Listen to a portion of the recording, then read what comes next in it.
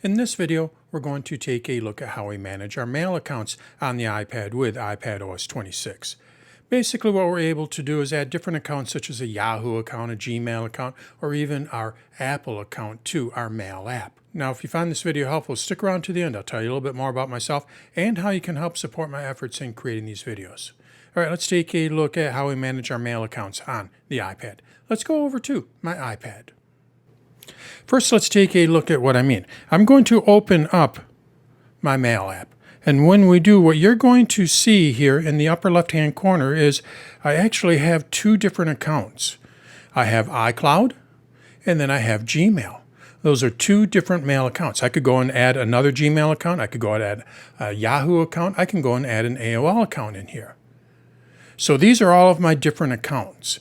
And if I want to view all of the mail for any one of them, what I do is I just tap on it. So let's say I just wanted to view my mail from iCloud. I tap on iCloud here, and then I'm viewing my mail from iCloud. I want to view my mail from Gmail. I tap on Gmail. I'm viewing my mail from Gmail. I want to view all of them. I tap on all here, and it's going to combine those two accounts, and I can see all of the emails from those two accounts here. So that's what our accounts are. Now, where do we go and manage these? How do we go and add these accounts and remove them? We do this through the Settings app.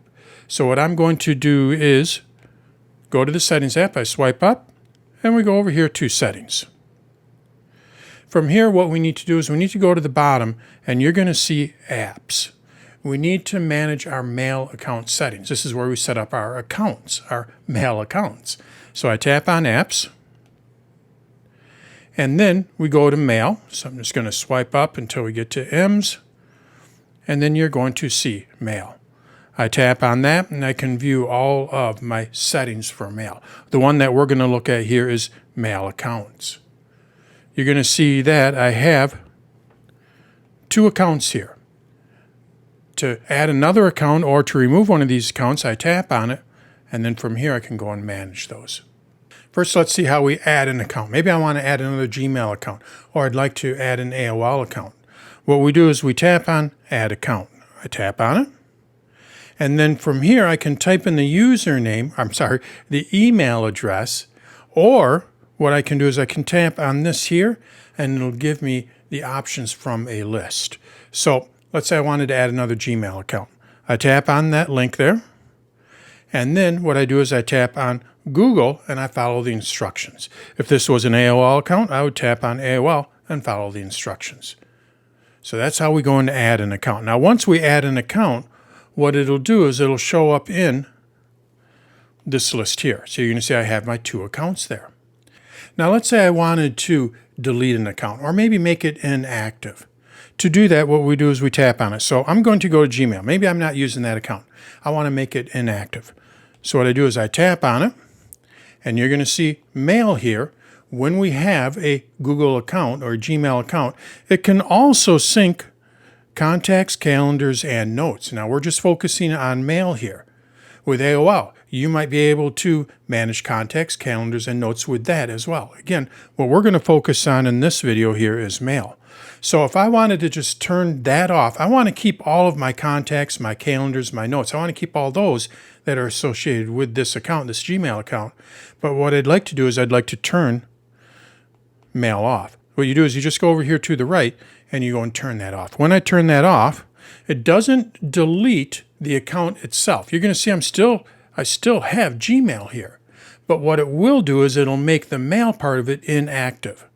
So now when I go back into the Mail app, let's go ahead and go back into the Mail app, you're going to see that I only have one account. It's just my inbox because I have one account there, my Mac account.